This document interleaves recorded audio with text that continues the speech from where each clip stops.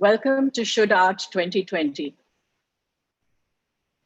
We look forward to seeing you at the festival for the next 6 days, and we hope you will continue to be a part of our journey as we embark on another stimulating, collaborative, and courageous 5 years ahead.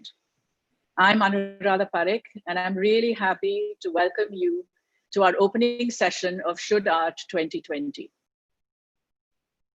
We could not have wished for a more appropriate way to kickstart the festival. We have 4 very talented individuals who have the courage to stand up for what they believe in through their work and their platforms, to show us alternate views of the world, views that might enable us all to be a little more mindful, more vigilant, and certainly more compassionate. Now, can art break the silence with Nalini Malani and Nandita Das?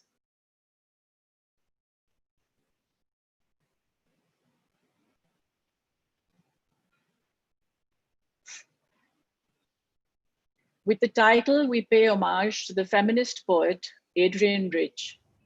In our first chat together last week, Nalini suggested a quote from Rich's work, which she will share with us later in the session. And immediately, both Nandita and I were struck with it. It is the one question that we must confront regularly when we think about our art and our work. And that was the ideal prompt, not only for this session, but for the entire festival, and if I may suggest, for much of the work we do at G5A. We had found the perfect raft to help navigate us through these stormy times. For that, thank you, Nalini. Nalini Malani is a pioneering visual artist who has built a powerful body of work and has worked tirelessly through her long and versatile practice to evolve new ways of engagement with and through art. And Nandita is a heady mix, stunning actor, sensitive and strong director, an activist of our times, and of course, a favorite friend of G5A. Thank you both for being here this evening. It is truly a privilege to have you both be a part of this opening session of Should Art 2020. I'm going to share a small but special detail the 3 of us have, we shared, which is that both Nandita and I were introduced to Nalini by our parents. Nandita's father, the well-known Jatin Das, the well-known artist, and my mother, Shaila Parikh, who pioneered the first space for contemporary art discourse in Mumbai some 30 years ago. Both knew Nalini well and shared many of their memories of their time together at the iconic Bhulabhai Desai Institute in Bombay. And both Nandita and I have grown up, several years apart, of course, knowing Nalini through wonderful anecdotes and stories, and of course, her incredible range of work.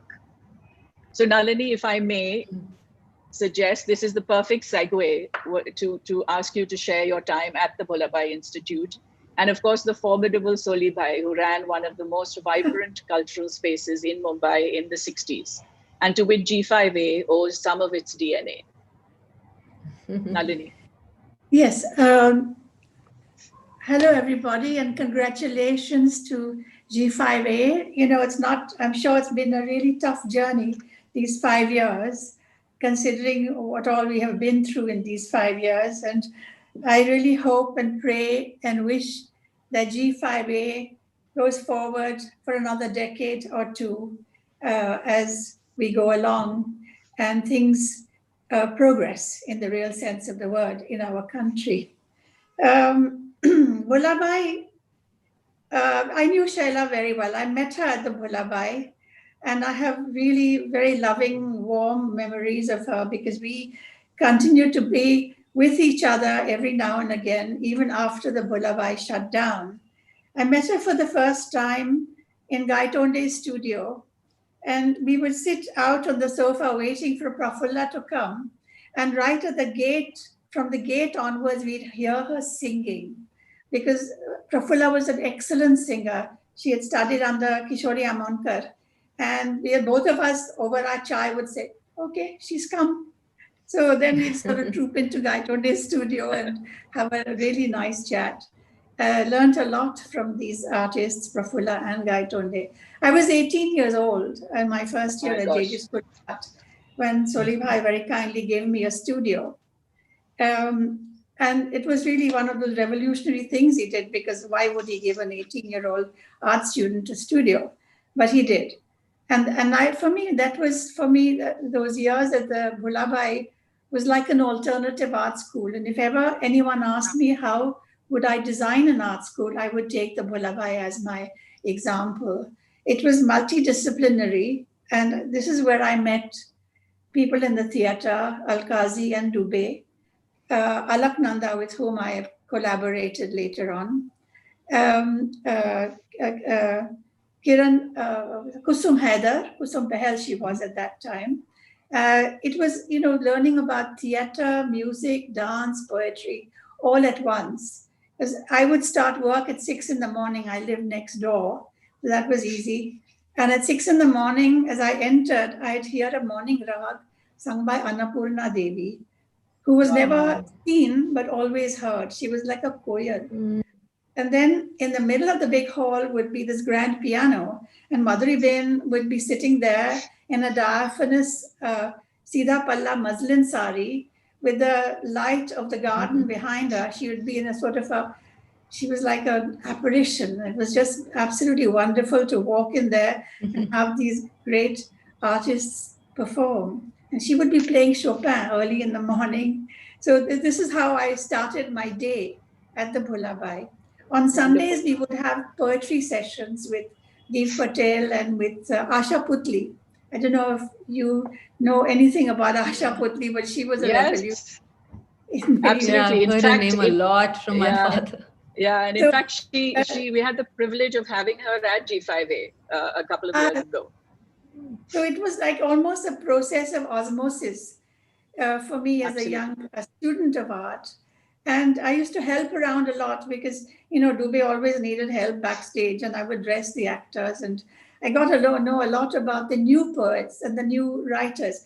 I'm talking about 1964. We were a very young country at that time. And the playwrights that Dubey was working with, they were mainly Hindi playwrights. And the way they used the epic characters from the Mahabharata and the Ramayana and cast them in a contemporary situation, this affected me a great deal and inspired me later to do very much the same thing. Because what I noticed with the audience was the link. The epic became the link language. And so, even though if people were not used to seeing avant garde plays, that linked language provided that conduit into the contemporary, atmosphere that that character would then symbolize. So this was a very important period for me.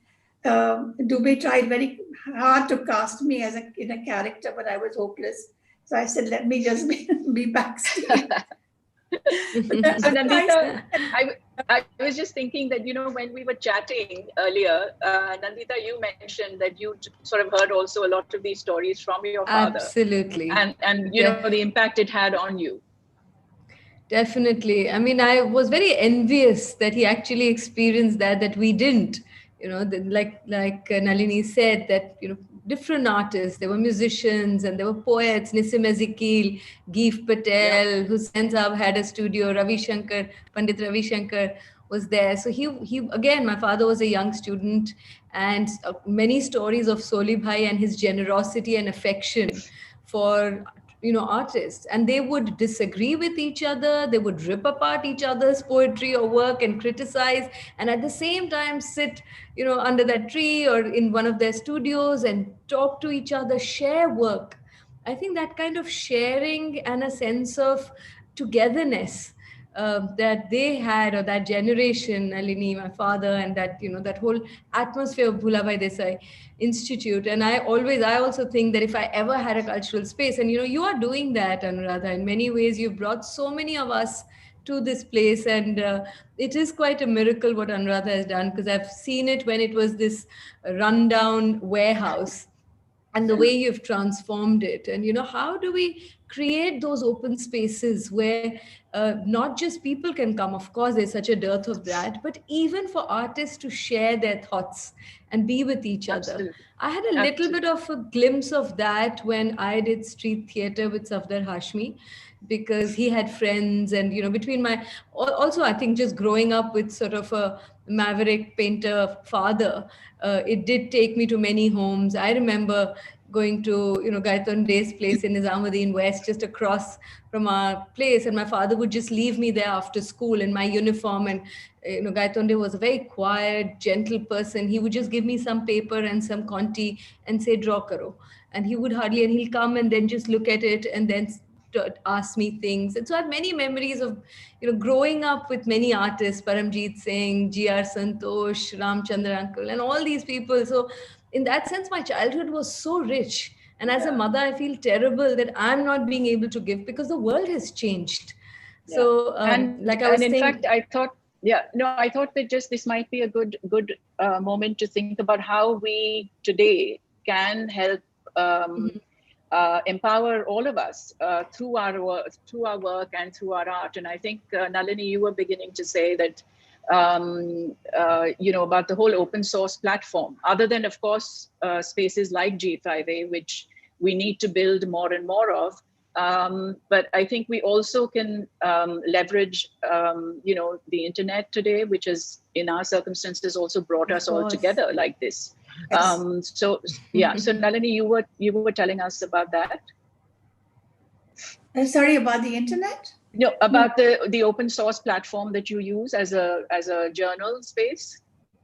Well, that things started to bother me a lot about things that were happening around us, not only sociopolitically but also environmentally. And I started to make drawings, animation drawings, as a kind of a way of jotting down my ideas, but in a drawing animation. And then it was my daughter who suggested there were little short animations that I could put them on Instagram. So I have done that since the last 2 years. And it's a way to address a very large group of people. And I do get comments and things like this, and even kind of an interactive situation where people tell me that, okay, so this is what you've done, and what they feel about it. And that's a way, it's a kind of an agora where people discuss things, an open platform. And that's the way we have to look at things now, the wider range. It's not only our locality. The Bhullabai was beautiful and wonderful, but many things happened, and they could be called progress in some way. People also dispersed. Such a place doesn't exist anymore. But I think that one has to move forward and look at the agora as a possibility of that kind of interaction between the different disciplines in the arts, as well as in other disciplines such as history and biology, and people who are working on the environment. So I think I wouldn't lose heart. And I think that we learned a lot, of course, from the generation before us, Shaila and your father, Jatin, and all the others like Bal Chabra, Hussain, and Gaiton Tayyab. I mean, I would always be grateful because, I couldn't afford to buy art books. Now, and these artists allowed me to use their libraries freely. But now the library is online. Yep. So it can be seen online. And I think that's really a wonderful thing that is happening now. I always say the lexicon of culture around the world belongs to each and every artist. So it's no more the local. You really are in a global field. And as you were talking about your time with Safdar Hashmi, yes. What I was thinking is, how did sort of art and activism sort of come together for you? And when did art become that instrument of change? And how does it inform your work? Yeah, I think it started with Safdar Hashmi, Jannat Manch, a street theater group that he had started, he and a couple of others. And I was 17. And the person who's running it now, in fact, Sudhanva Deshpande, he was in my school and he told me about it. And I did it for the fun of it. but all their plays had to do something with different issues. So it sort of brought in art, I mean, theater, and these issues together. So we would actually listen to the ideas. If it was about secularism, it was about, the economic policy, it was about women's issues, it was about education, all these issues we would discuss, we would thrash it out, we would write a script together. Safdar would give it some form, and he would always say that it's not enough to have good intentions and say something that's important. How you say it is just as important, because it's a means of communication. So it's important to make it fun and engaging, because street theater, unlike proscenium theater or a film, it's not a paid thing. There's no allocated space. We would literally just go to any basti or any, like an office or just a crossroad and start playing the dhol. And some people would pass by, some people would stop, some people wouldn't. If you didn't engage them, they would walk away. But I think that experience of just seeing what a play can do, and just with 200 people, 400 people, but you make that eye contact. At that age, also, you're very idealistic. And I used to really think with every play, the world was changing. I mean, I still believe that every drop counts. But at that It time, you're does. 17, you go and perform, and, people come and talk to you, and they give you money, because that's the only way we survived. We would take a chadar around, and they would put in whatever little they had. Sometimes they would cry, they would come and talk to you about those issues. They would put sometimes too much money, we had to return it. They said, no, no, no, I really feel about it. You take it. And you knew it was so difficult for them. So I think it very organically, this whole thing of art and activism kind of came together. Also with my parents, I mean, they were, my mother is a writer, father a painter. They were not sort of very political, so to say, but because they were humanists, they were just inclusive, they were just caring, compassionate people. So without knowing all the isms, when these basic values, you just grow up with them, then that becomes natural to you. You don't look for what is the right word to behave like this. You don't have to be a secular or a feminist. It's just part of your upbringing. And I'm very grateful for the upbringing in that sense that I've had, where all of this just sort of became part of my life. It was not just words, but they lived that life. And then coupled with my experience with Safdar and Jannat Manch, I think just very naturally pushed me into this direction that I'd never thought I would go into. And this recalls one of the other things, Nalini, that you had actually talked about, and we all were sort of thinking about, which is really that how do we keep and stay alert and ensure that we're able to allow art and our work to sort of permeate our entire being. If you recall, we were talking about the fact that we sometimes we sort of silo parts of our lives, and what that might do is it might make us behave differently in different situations or contexts. And just for, I think, all of us today, I think, and the festival is really about that as well, is to basically to all of us to come together to really figure these things out together. How do you enable those values and those, even just the motivation and passion? How do we let that permeate? How do we?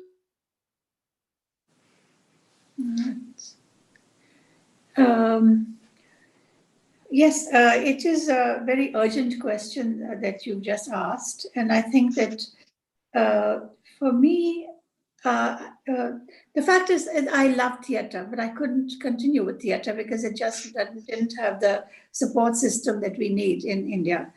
So what I did do, and what I found to be very useful, is I started to make ephemeral wall drawings. When the Rath Yatra was going around in 1992, which finally led to Babri, etc., I made a wall drawing at the Kemul Gallery. I had the whole gallery for myself, and I called it City of Desires, which is what Bombay was for a lot of people.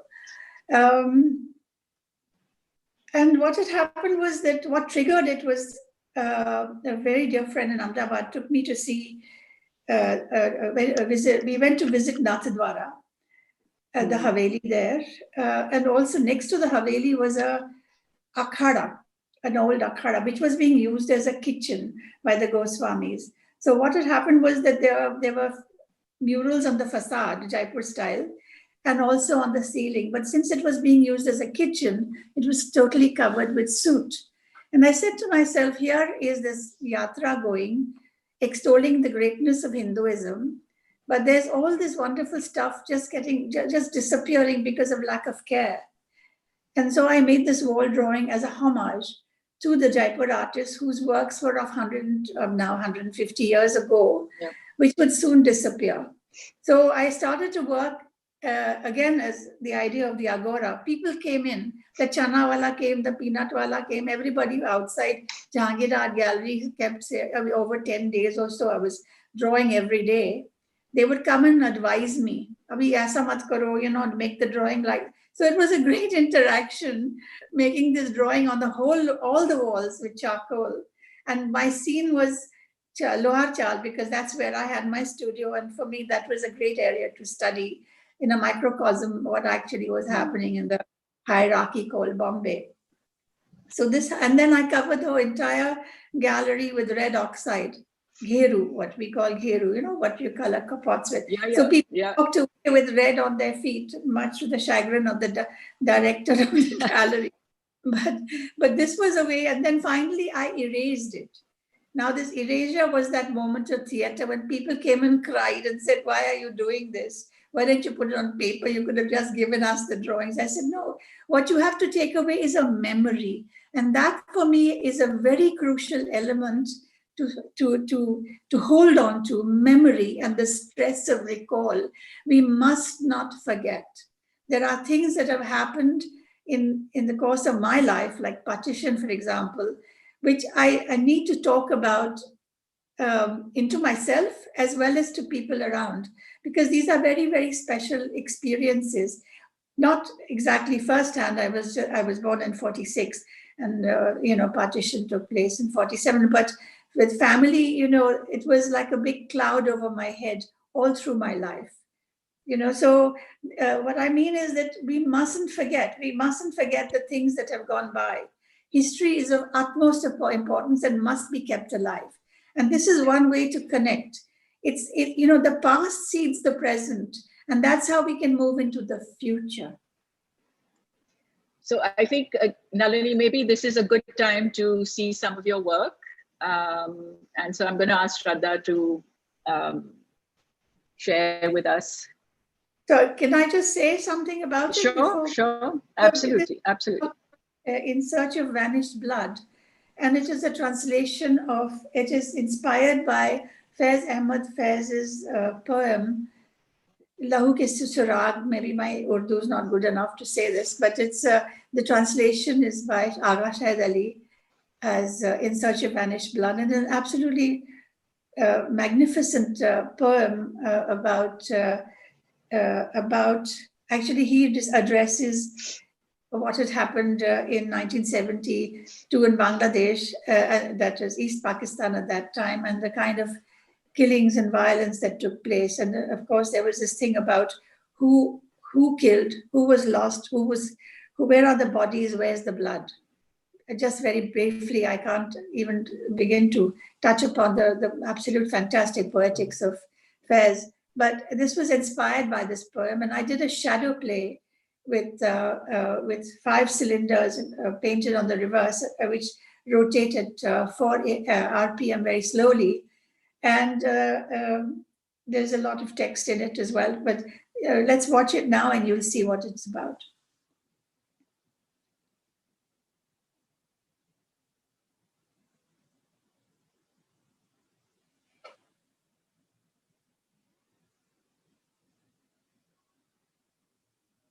Could we have the sound? No, the audio is not working. No, Shraddha, could we have the sound? Yeah, she's just.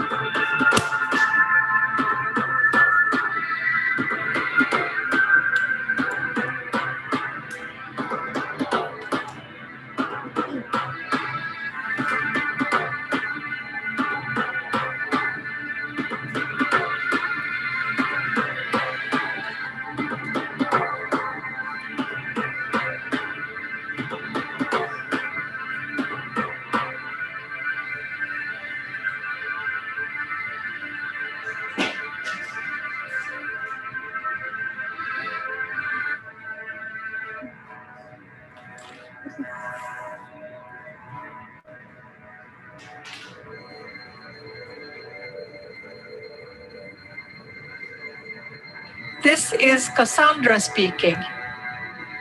In the heart of darkness, under the sun of torture, to the capitals of the world, in the name of the victims. I eject all the sperm I have received. I turn the milk of my breasts into poison. I take back the world I gave birth to. I bury it in my womb. Down with the happiness of submission, long dealing hate, rebellion and death.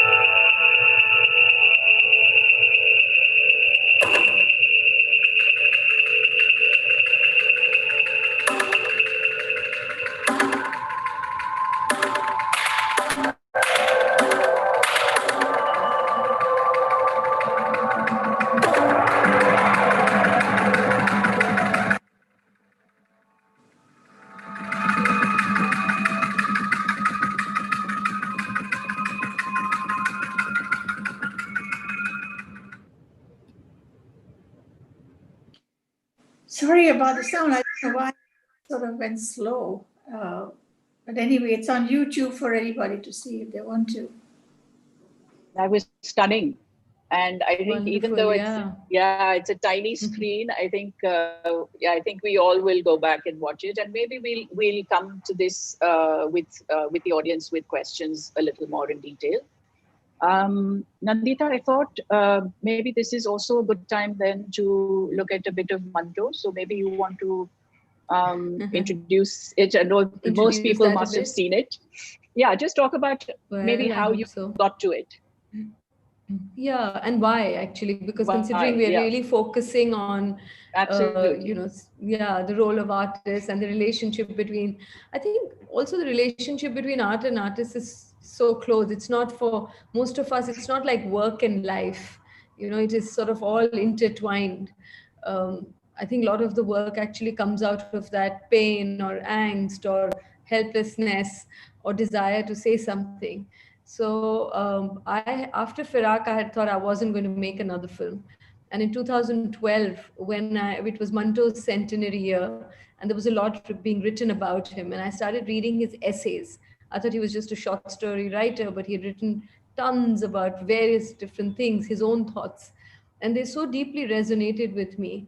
And beyond everything, I feel like he felt that his writing, the written word, had the power to change because he was so prolific. He would just incessantly write, and he was tried for what we call obscene writing at that time 6 times for for the same works that he's now celebrated for. So I think it also gave me some kind of a hope that here was a man who also suffered. I mean, we are talking about censorship and attacks on artists today, but even 70 years ago, 75 years ago, it wasn't that different. So I just thought in an interesting way, if I can capture his journey and his life, it would be a way to respond to what is happening today. So it was not, of course, it was the love for Manto, this discovery of Manto, which I had known since college, but not enough.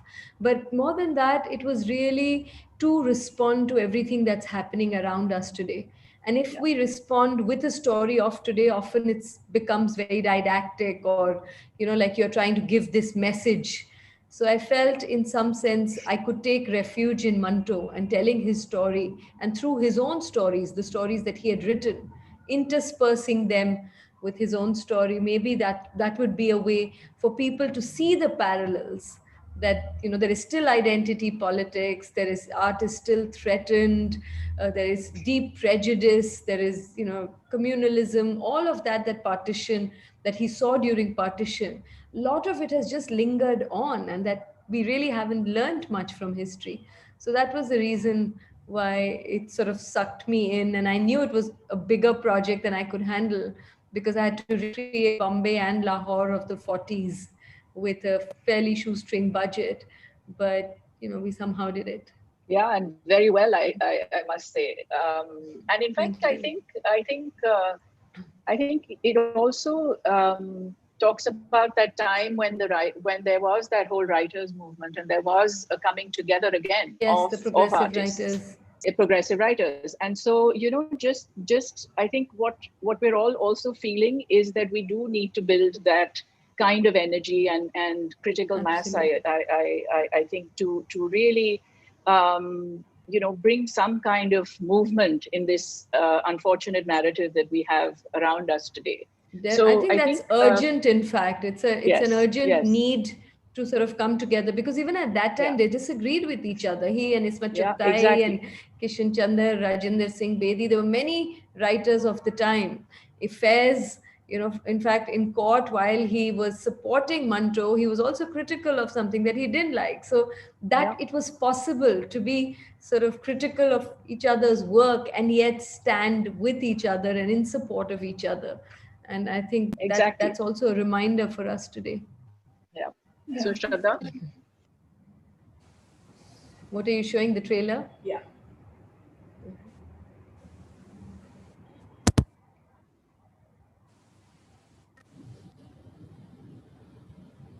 सवाल ये है कि जो चीज जैसी है उसे वैसे ही पेश क्यों ना किया जाए मैं तो Sorry, it was breaking a lot. I thought, I don't know how you were watching, but Yeah. here for me it was breaking a lot. Yeah. There's something wrong I with guess you the. get a sense, It's true. the video. Yeah, but maybe the I mean, Manto transfer. was also all about speaking up and all about breaking the silence, what we are talking Yeah, about. I think absolutely.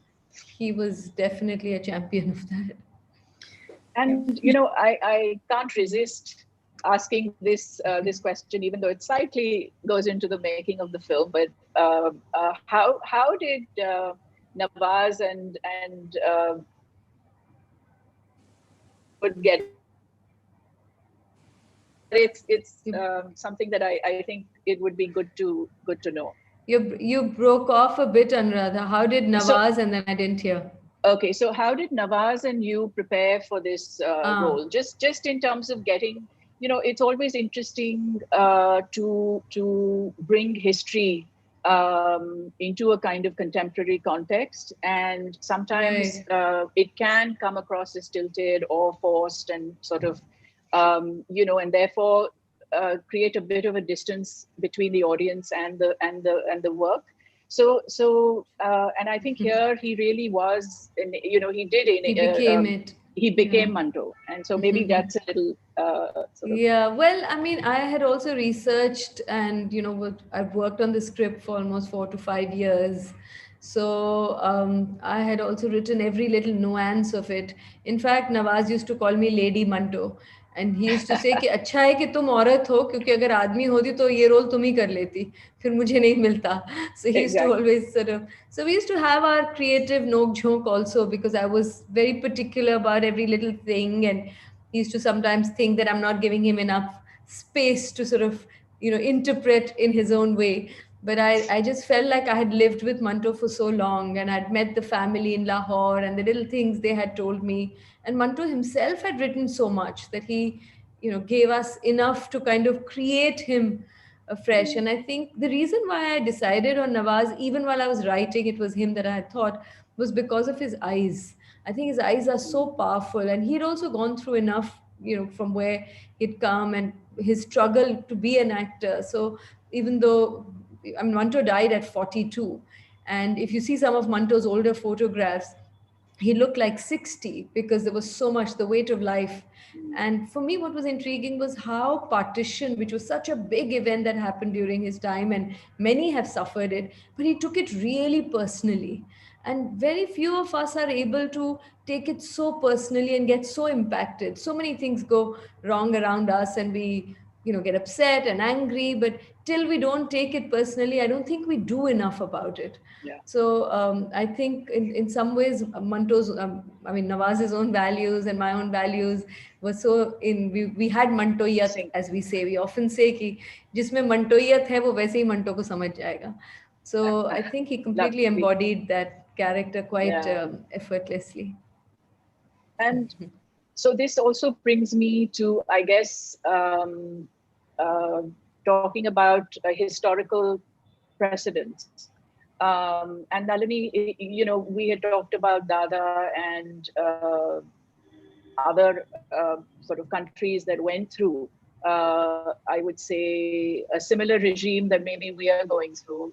And maybe there are lessons there for us in terms of, working with art or otherwise. I didn't get the first part of your question. Just historical precedent in terms of, the political climate in which they emerge. So we had talked about Dadaism and Miro and others. Yeah. Well, the thing is that these are also difficult times during the war, and how artists have been able to create art which addressed or not addressed and even censored in a revolutionary way things that were around them at that time, and how they also tried to find ways to critique fascism. When you look at George Groves or Otto Dix, these artists. And earlier on, there was Alfred Jarry, who wrote the play Ubu as a kind of a critique of that regime, a kind of an absurdist play. So, but it was again a group that worked together. There's one thing about a group working together. There's a kind of a security with a group. If you start to do things alone, as we already see around us and have witnessed it, that if it's a singular person, then he or she gets targeted. But as a group phenomenon, if there is a way forward, that's the way it is. Because as a group, we're strong. And I must say, after Safdar was killed, Sehmat came up. And for me, Sehmat is a body which does provide us with a kind of a, how shall I say, strength in numbers as artists. So Sehmat is one organization. I set great security by that, and then within the umbrella of Sehmat, a lot has happened. So I think that things of that nature are possible in India today. Dada was totally absurd. If we started to do Dada-esque kind of things, we would all be trotting off to jail. Yes. Well, that's a lesson in itself. Well, we can start the jail barao movement again, because we can't even talk anymore of the Gandhian protest movements anymore. It's somehow or the other, language has deteriorated so much that it has obliterated meanings, and that's the tragedy that we are going through today. Language is not what it means. And that's, I have to say, a perfect segue about to bring us to just the idea that so many words, in which were part of, I guess, the secular, well, this word secular itself, have been sullied, corrupted even. And so how do we, what should our position be with whether do we continue using them and in a way reclaim them, or do we sort of leave them aside and find new ways and new words? I think new words have to be found, certainly. I really liked very much what a Supreme Court lawyer said. Nandi, her name is Miss Nandi. She said, I'm not secular. I'm a constitutionalist. And that's very good because you're within the Constitution. We have an excellent Constitution. And it can't anymore be the case that you are derided for quoting the Constitution. Out of the Constitution can come many artworks. Unity and diversity, it's also a video I made, a video play. It came out of the Constitution. We are very unique as a country. Normally, what would one say about a country? It has a common language, it has a common religion, and it probably has the right color of all the people. We are none of that. And yet, I think that's where our great success lies. We are so diverse, and yet we have continued for 73 years to be a country. I think that's much to applaud in that. And in that, we can find ways and means to make art which will touch people's hearts, to really talk about unity and diversity. And the diversity is interesting. And I give you an example of a smaller country which is only religion-based. For example, Israel is like that. You can't become a citizen of Israel unless you're Jewish. You can't become a citizen of, say, Pakistan unless you're Muslim. But in India, it's not the case. So the amount of diversity we have here, the richness, is amazing. It's like it's the very khorak we eat, the very food we eat. You see the diversity of that. And that is the uniqueness of this land. And I think that is what we have to keep delving into and talking about. The wonderfulness about this country, the fact that it's been together, and that's our strength. Yep. Nandita, would you like to? There's a complete undoing of that happening now. I mean, there's no doubt about it. Yes. And, it was quite a miracle that after the British went, it could have definitely slipped into anarchy with all these various states, so many languages, different leaders, etc. Yes. The fact we did become, a lot of our great leaders, whether it was Nehru, whether it was Ambedkar, and so many others who created the Constitution, who brought us together. Yeah. But there is a complete undoing of that happening now. So it's true that we want to be called as constitutionalists, but when the Constitution itself is being completely disrespected every single day. So, I think these are really tough times.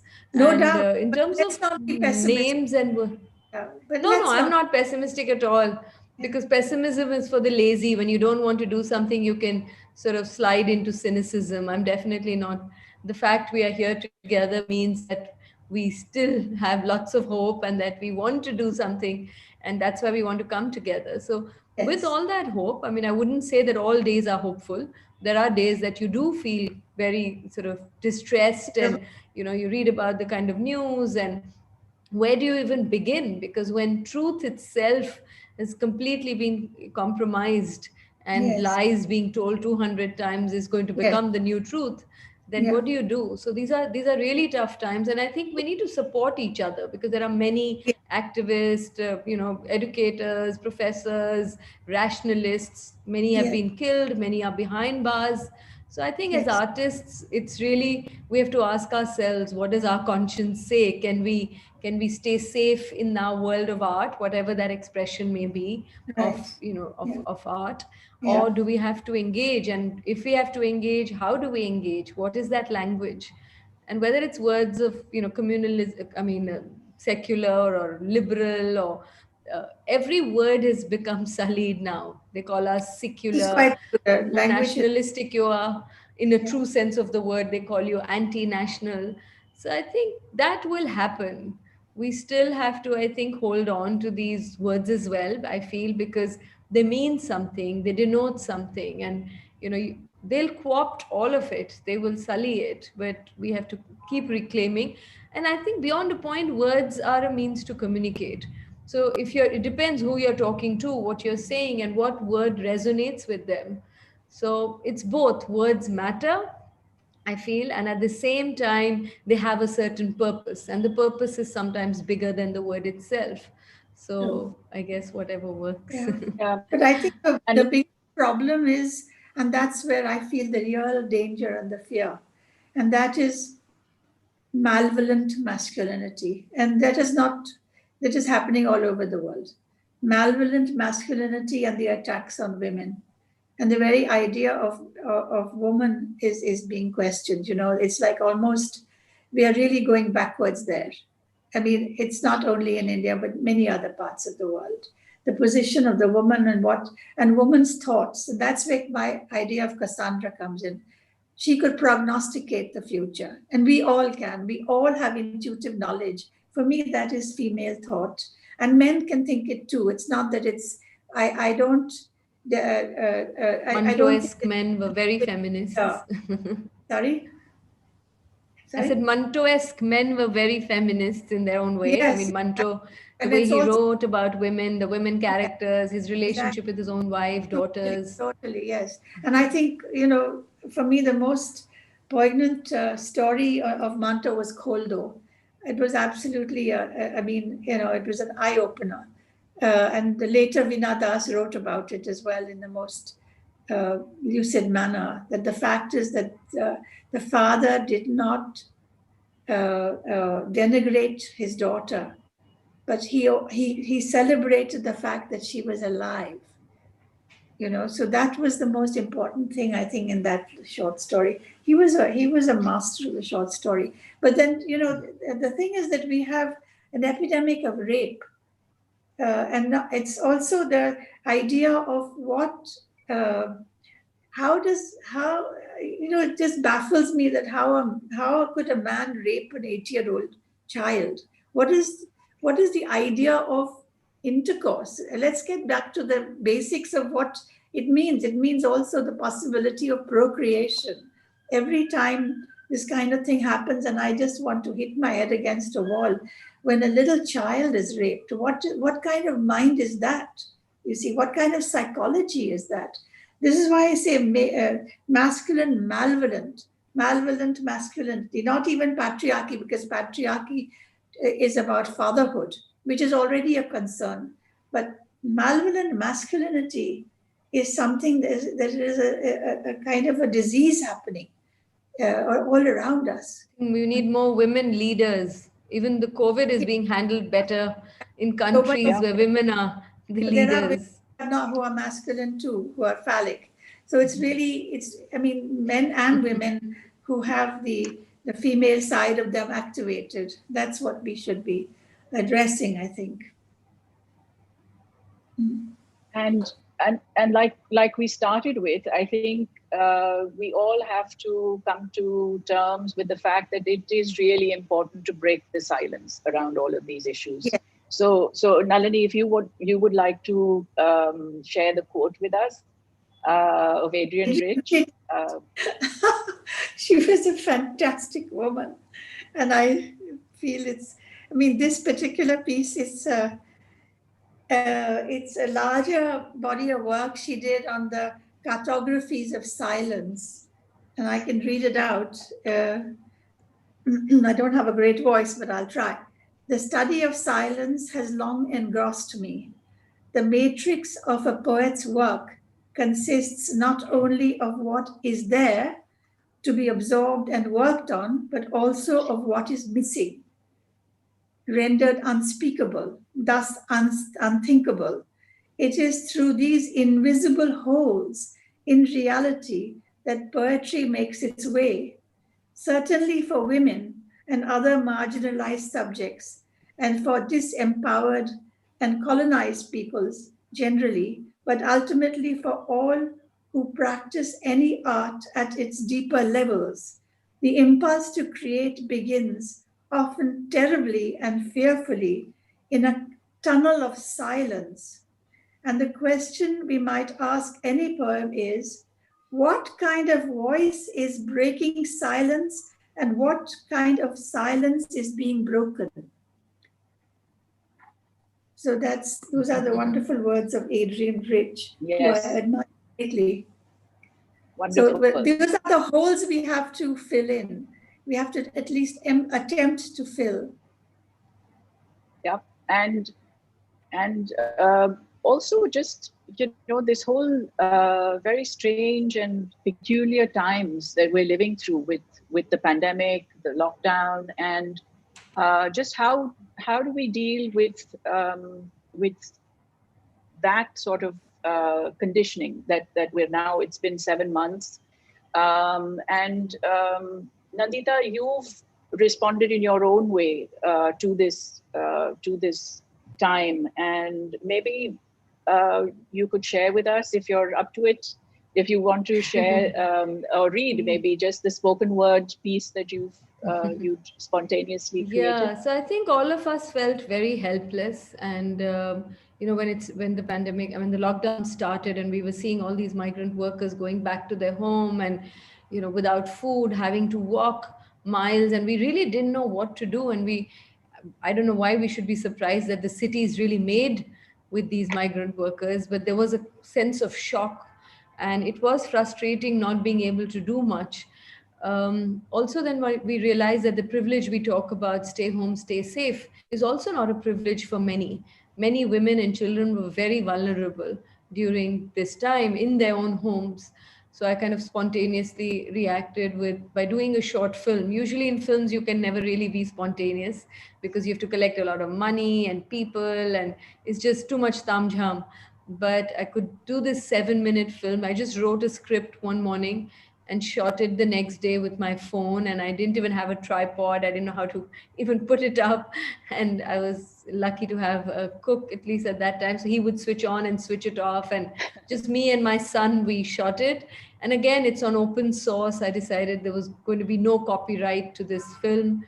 UNESCO and a couple of other UN bodies helped, but it's available online on YouTube.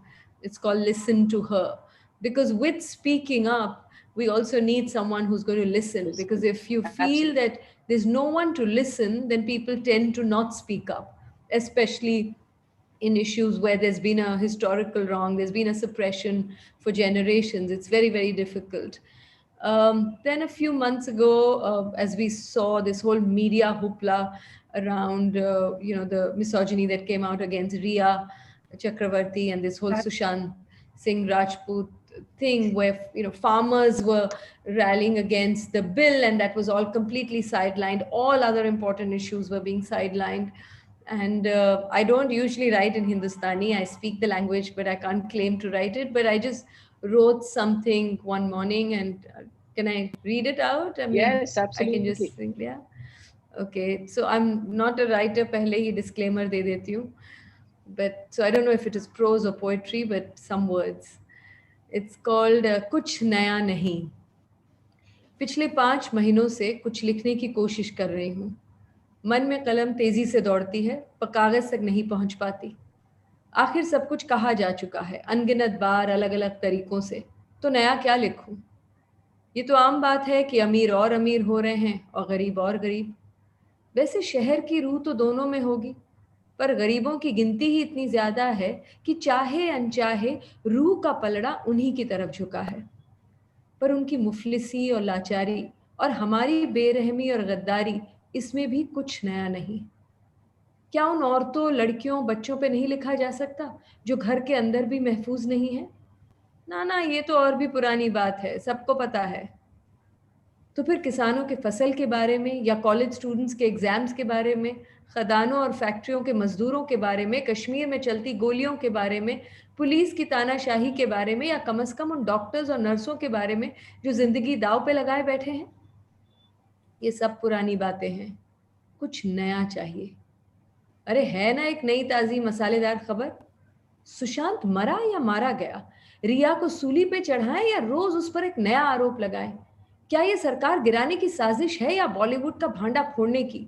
The nation wants to know. ये बात तो दिन में 50 बार कही जा रही हैं, अब बासी हो गई हैं, बदबू आ रही है। जब कुछ नया नहीं तो फिर क्या जरूरत है कलम को कागज से मिलाने की? रहने दो फिलहाल उन्हें अलग थलग। पर शायद जब धीरे धीरे लोग नई पुरानी खबर छोड़ अपने ज़मीर को टटोलने लगे, कॉन्शियंस अपने ज़मीर को टटोलने लगे, चीखने चिल्लाने से ज़्यादा गौर से सुनने लगे, नफरत फैलाने की बजाय उसे रोकने लगे, तब शायद कुछ नया लिखने लायक होगा, कहने और सुनने लायक होगा। Wow. Sit on a little more depressing day, I guess, but wanted to still end it with hope that Yes. Our collective conscience, our personal and collective conscience, I think needs to stir and needs to be kind of shaken up more often for us to be able to more engaged and to be able to do more. Yes, I agree. Absolutely. Absolutely. So maybe this is a good time to bring in the audience and some questions. Sure. So one of the questions from Nandita is, Nandita?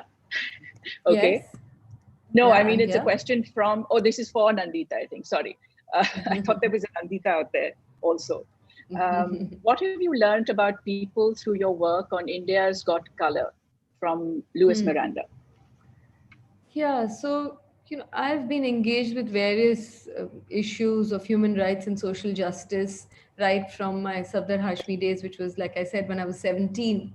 And in fact, sometimes people say, what's your pet cause? As if you have to have one issue. And, all these issues are so intertwined anyway. So I've never really had a pet cause. One gets pulled in various different directions. I didn't think that the color of your skin, in fact, merited a standalone attention. It is an important issue. Being a dark person, you can never really escape those jibes and those prejudices and dhoop mein mat jao. And even in acting, it's okay to do a rural character or a slum dweller or a lower caste character. But the minute you have to play a upper caste, upper class, educated person, they want you to lighten your skin. So I was aware of it, but I didn't think it needed the kind of attention it did. And then in 2013, I was approached by an organization called Women of Worth, and they had this campaign called Dark is Beautiful. And I started supporting it, and it had touched such a raw nerve that I realized I was very wrong. That just the color of your skin can push you back and, sort of completely demolish your sense of self. And so many young women and men have come up to me and talked about it. And in 2019, it was their centenary. I'm saying it was their, a decade had passed and they wanted to celebrate their 10th anniversary. And I thought, anyway, diversity is so threatened. And like Nalini, you said, diversity is one of our major features of this country. That's what we define ourselves with, that we are no one thing, we are everything, and in a big hodgepodge way, and we are proud to be that. And that's when I thought maybe it should be called India's Got Color. At least let's begin with celebrating the diversity in skin color. And coincidentally, we shot it, in fact, in G5A. And Anuradha, Aishan, and the whole team was very, very supportive. And we did a 2-minute music video. And again, we just pulled in a few people, rappers from Dharavi, Mahesh Mathai, another director. Nobody took credit for anything. We just did it together. And again, it's on open source on the net. And we are hoping that we can go beyond the skin color and talk about every form of discrimination that people suffer because of just, where they happen to be born in, something that they have done nothing for. It's really tragic when people are being discriminated for that. So this is a question from Ritika for both of you, actually. Is there a distinction for you between work and art and life? How do you take care of yourself with so many silences to break? So maybe Nalini, you can. Nalini, yes. Yeah, well, how should I say? I am because I draw. I mean, there's no. It's quite seamless. It's the way it's my being. I draw and I paint, and that's what really makes me. So I think through drawing.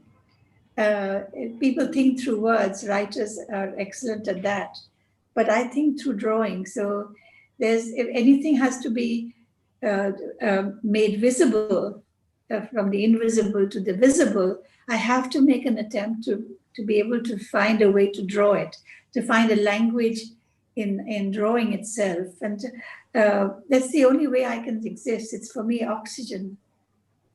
So there's no, it's me as a person who draws and paints. And there's other things I do, which is an extension of drawing and painting, which is these immersive environments with cylinders and shadow plays, where I want to connect to people. For me, it's very important to have this triangular connection between the art, myself, the artist, and the viewer. This triangle makes for me the most important symbol, because without this triangle, the art is sleeping. It wakes up the moment somebody walks in and sees your work and says a few things about it. That's when it's woken up. Otherwise, it's lying in someone's house or in a basement somewhere, and it's sleeping. So all of these things make up my life, really. And Nandita, maybe we'll take the second part after this. Well, I mean, I was a very hesitant actor. I sort of just chanced upon it. I was quite happy working after my master's in social work, working with NGOs in Delhi. I had no such aspirations. I enjoyed the plays of Safdar Hashmi. I did school plays. I did Odissi dance for 12 years, but never really wanted to become a dancer. I was surrounded with art, and it was strange because I didn't, in a way, saw myself as an artist. I mean, even today, for me, it is such a means to an end that maybe I spread myself too thin. I don't even know. I hate the question when people say, "So what do you do?"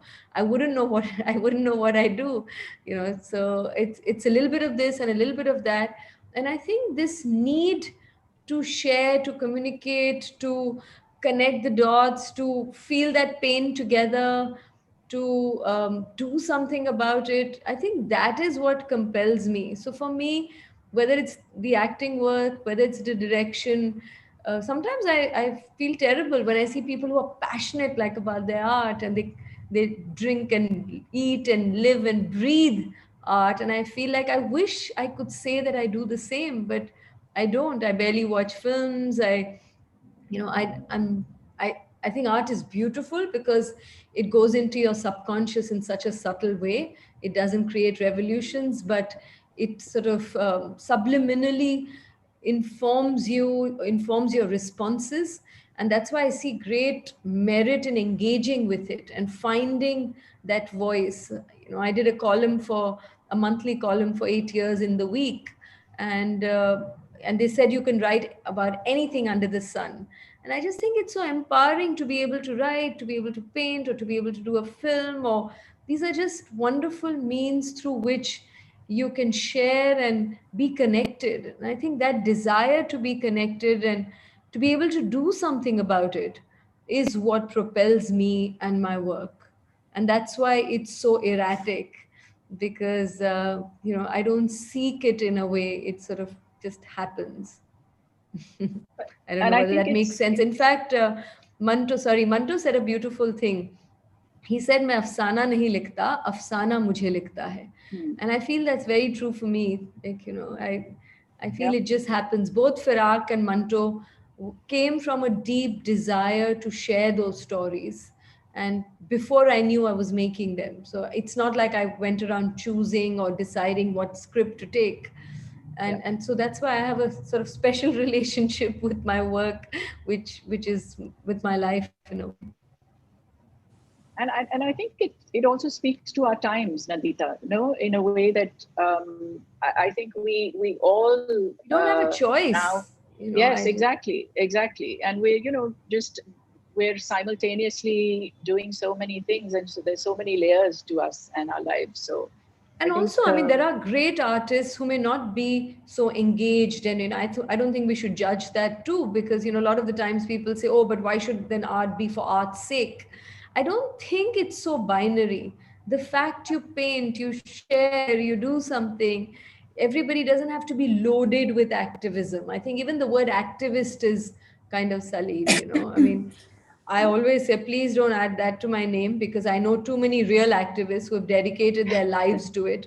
We are more like just, concerned human beings, or I don't know, whatever, trying to just keep ourselves alive, to keep our conscience alive. Half the time we are really doing it for our own selves, so that we give some meaning to our existence.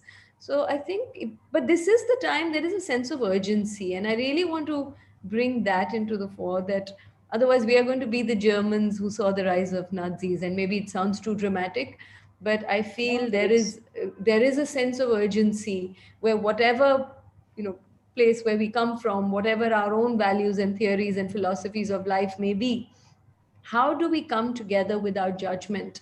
Because we are so fragmented. We are up against a very organized sort of, sense of power and strategy. And it's happening world over. It's not just India. Because people have been so disfranchised, have been so low in the ladder, that they will latch on to any identity that gives them a sense of self, sense of worth. And to fight that emotion is not easy. So we really have to break those walls even amongst us. Sometimes we judge each other and say, oh, well, he or she's not as liberal as this, or, she didn't say about this, and why didn't, I mean, I hear sometimes that liberal posturing, and it really upsets me. And I feel, how do we break those walls and really come together and, I don't know, find ways to counter it and create a parallel narrative, because Absolutely. otherwise those And stories are just going to vanish. that's something that I think, Nandita, you and I especially have talked about a lot, of really having these conversations. And like, I would like to think that this festival and our next sort of 5 years that we have ahead of us, I think these are the things that we really need to work with and work on. And throughout the year, every month, and relentlessly. Exactly. Yeah, absolutely. There's another question from Anish Anderia, for both of you again. I think it's the same one that you read. Anuradha, no, this is are you planning to highlight the connection between social injustice and environment degradation in the near future in the popular medium? So, Nalini, would you like to respond to that? We've been talking about, if I understand the question correctly,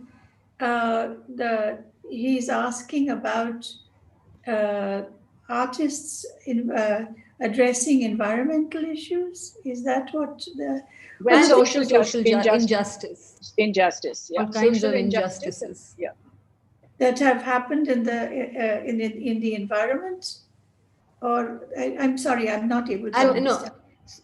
Sorry, go ahead, Anuradha. Sorry. No. He's basically saying is that, would you highlight the connection between social injustice and environment degradation? I mean, you could come at it, really from whichever vantage point you'd like to, because it's really about talking about social injustice and the environment and what we're doing to it. Yeah. Well, the thing is that it also again comes down to misogyny, because it's really misogyny when you are fiddling and damaging the environment, when Adivasis are being thrown off their land to quarry bauxite and other minerals. There's something very serious happening there. And I would still continue with the idea of malevolent masculinity, which goes into a brutal capitalism. All of this has a straight trajectory. It has to do with amassing wealth in the hands of the few at the detriment of the ones that are really marginalized. I think this is where art has a large role to play, to be able to visualize these things for a public. And the other thing is that whatever, whoever the artist and whatever his form or her form of art, it finally is the interface of violence, because violence happens in a very bored mind, and a mind which is not large enough, and art can really extend that imagination. It's living in oneself. And the fact is that people get bored, and you can see this in the very ordinary sense of people all the time fiddling with their phones wherever they are. Yeah. Even if there are two people eating dinner together, they're fiddling with their stupid phones and there's no communication happening. This is a real problem. And I think we can go from that microcosm to the wider thing of how much are you listening? How much have you put your ear to the ground? How much are you hearing the earthworms? How much are you hearing the bees who can't get back anymore to their hives because of 5G and 4G? And that's seriously happening in the States, where whole wheat fields are not getting fertilized because the bees cannot go back after they've taken away the nectar. Thousands and thousands of them have died in the fields. So listen to the earthworms, listen to the bees, and that's the most important thing. And there are artists who worked on these things, and we all are working towards an ecology which is sustainable. There's people who know about the earth, people like Medha Patkar and Vandana Shiva. I mean, they've been doing wonderful, absolutely yeoman service for the environment, and I would definitely take leaf out of their book to even take it forward in the visual field. I think we will have to wrap shortly. What I'm going to suggest, I will bring up one more question, but I also want to suggest that we find a way to keep these conversations alive, hopefully on our website or someplace where we can actually keep at it, as Nandita said. So one quick last question is from Shankar Ramakrishnan. I think he's talking about there often being a gap between, or the vacuum between artists and the audiences. A large population of people who often maybe do not have access to the language of art. So how and to liberal thinking, and so how would one reach out to that population? And so essentially, how do we make art more accessible without compromising on the rigor and the depth of the work and the language that you use? So Nandita, would you like to address that? Yeah, I think he's also asked about the fact that, because we both talked about our early days and the kind of liberal atmosphere we grew up in, that it's not accessible to everyone. True, but just having a liberal atmosphere, of course, usually anything, if you educate a child, the child is definitely going to educate his or her or whatever, their children. So it's like it's in one generation that you can actually make that change. There are so many people who have not been educated, but they educate their children today.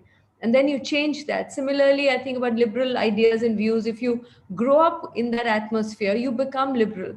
And the gap there are so many kinds of gaps. The fact we speak in English is a divider. it leaves out so many other people who of course would also benefit from a conversation like this, maybe. So there are those divides, but sometimes we become arrogant and we feel that we don't need to grow, we don't need to learn. What about the people in the village? We are not being able to communicate to them. Sometimes I do films where people say that, oh, but this film is never even going to reach the real people. But you know the thing is that you make it with the right intent, sometimes it reaches, sometimes it doesn't reach. If you do a more popular film, it will reach maybe more people, but it won't have the nuance and the depth, maybe, that even if it reaches, what's the point? What's Like the a lot of the point? times people tell me, I wish you had done more commercial films, and then what, your other engagement would have benefited. But I don't know if I would have been that same person if I had done that kind of work. Everything comes with a baggage.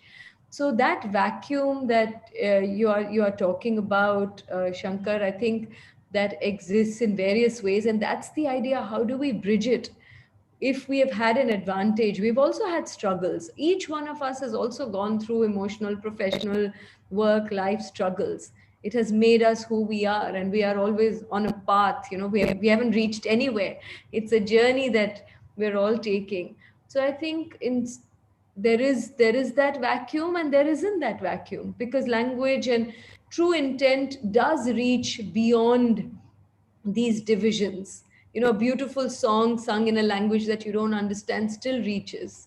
A film is a flat screen with no real people there, and yet you can feel the intent of the filmmaker. So I think there are more ways in which we actually can be connected than worry about the fact that maybe we are leaving out too many people. I don't know if that answers your question, but I'm, Nalini, I'm any just more thoughts on optimistic that? about it. We have really missed, and this is where I think that we've really faulted, is education in the visual arts for children, Yeah. from very young age For onwards. sure. That's where we have really done some great harm, because the way the arts are treated in the municipal schools, etc., it's nothing really. Everywhere, actually, Yeah, in most places, I no, would it's say. not. Rishi Valley was something else, and some other Yeah. schools have been very particular. Exceptions. But I'm not talking about the more elite schools. Rishi Valley wasn't that type of elite school, but there I think uh, we really missed. And I can see already the difference with children who are my kids who went to New Era and then later to Rishi Valley. There's a kind of a seamlessness really between New Era and Rishi Valley. But hats off to the teachers there who really made a lot of effort to to open up the visual world. And that is, I think, I don't know how we can crack it and how we can enter that world. Some people have tried, but there's always this push for doing subjects that are going to get you jobs, and that's the big malaise, where Yeah. society itself does not support. Almost inevitable, Yeah. unfortunately. In Yeah. fact, that's But our other connection. I taught at Rishi Valley for 4 months, and my brother studied there. So, J. Krishnamurthy's philosophy. But I think in our education, we have just not kept empathy and compassion and the arts and all of this at the center of it. yes, It's the always other is been important the as science. subjects, the maths and the Yeah, science, yes, which are that's. important too. Wonderful. But I without remember that empathy, I remember, sorry. I don't know if I'm absolutely correct on this, but in Bangalore, they found in the business school at IIM that there was no imagination left with the students, and they couldn't think out of the box of how to work certain problems out in terms of business. And then one enlightened professor said, well, why don't we get artists to come and talk to us and do workshops? And I think it was Shanta who went, Shanta Gokhale, and Yeah. she said she was overwhelmed by the amount of people who wanted to sign up to do these workshops with her. And immediately after that, the professor said, the whole imagination opened up, and people could really think out of the box to solve certain problems that they had to face vis-a-vis setting up businesses, etc. And really has to be holistic even in the business world, because if they don't think about environment, we have problems. Exactly. We already know that mercury is filling up the hills, the Nilgiri hills near Kodaikanal because of the thermometer factories and things of that nature. So already I see in the Western world, at least, that if you buy a white object like a refrigerator or a washing machine, you also pay for its destruction. You pay for its death. And that is something that needs to be done. You buy all these things, but how do you get rid of them afterwards? How are we going to reuse them or whatever it is? And this has to be thought through if we are going to think about ecology, environment, and all of that. So and I have to I have to sadly interrupt, and it's really heartbreaking to cut it off at this point, but my son is happy to hear that, I'm sure. Yeah, so he's like Vihan, many apologies. but yes, thank you both so much. Thank you.